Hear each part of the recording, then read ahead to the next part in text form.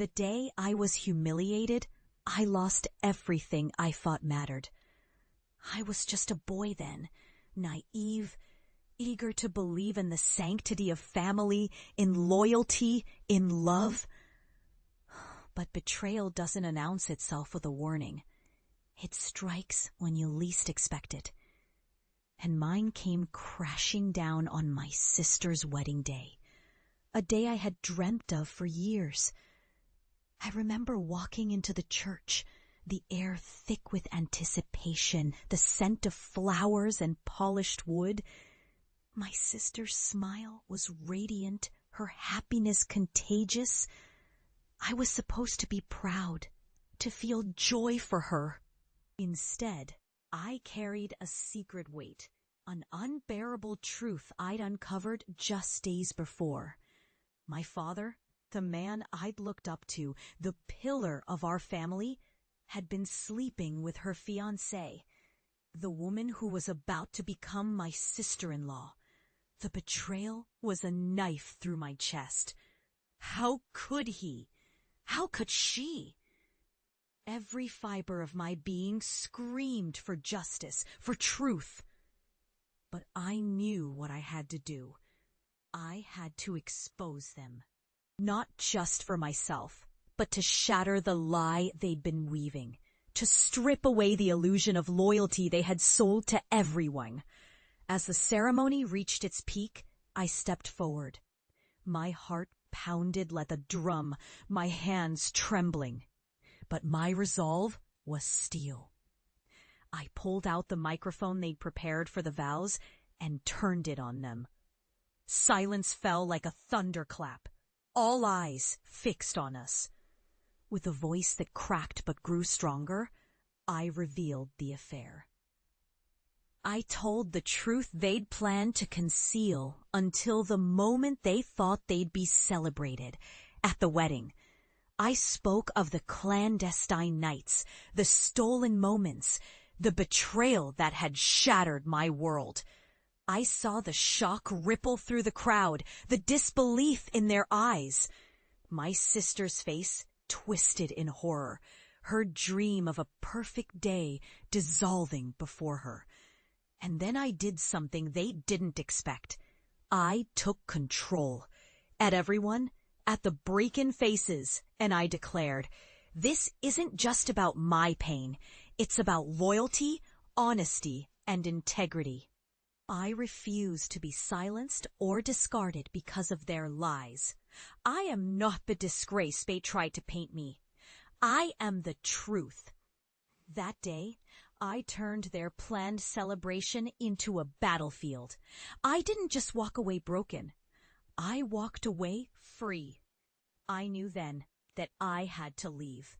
I had to prove I was more than the shame they cast upon me. So I left that town with nothing but my dignity and a fierce determination to redefine myself. The years that followed were a relentless grind. I threw myself into work, into learning, into becoming someone they never believed I could be. I endured the whispers, the judgment, the pity. I was called a failure, a disgrace, a lost cause. But I used their words as fuel, forging my own path through the fire of their contempt. I built a life, one rooted in honesty and strength. I became successful in ways they never imagined. I earned respect not by boasting, but by quietly, relentlessly rising above every ounce of doubt and shame they've heaped on me. I learned to forgive, not for them, but for myself. To forgive doesn't mean forgetting. It means choosing to no longer be bound by their darkness. And then, one day, I returned. Not to seek revenge, but to reclaim what was mine. My dignity, my truth, my family. I walked into that town with a quiet confidence, a force of nature they couldn't ignore. I found my sister, older now, wiser, and told her the story she needed to hear. the story I had fought so hard to tell for years. Her eyes welled with tears, but this time they carried a different weight. Respect, acknowledgment, a silent apology. I saw the shift in her face, the recognition that I had been betrayed, yes, but that I was no longer a victim.